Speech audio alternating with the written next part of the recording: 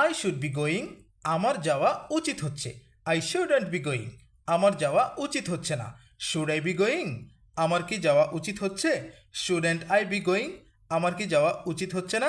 এভাবে এই প্যাটার্নটি ব্যবহার করে আই শুড বি অর্থাৎ সাবজেক্টের পর শুড বি তারপর ভার্বের সাথে আইএনজি যুক্ত করে কারো কোনো কাজ করা উচিত হচ্ছে এমন অর্থ প্রকাশ করে অসংখ্য ইংরেজি সেন্টেন্স তৈরি করা যায়।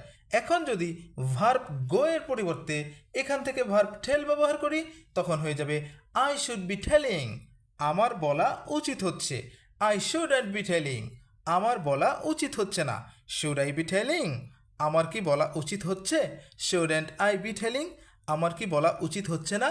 একইভাবে সাবজেক্ট আয়ের পরিবর্তে এখান থেকে আমরা যেই সাবজেক্টটি ব্যবহার করব সেই অনুযায়ী বাংলা অর্থ হয়ে যাবে। এখন যদি এখান থেকে সাবজেক্ট ইউ এবং এখান থেকে ভার্ব রিড ব্যবহার করি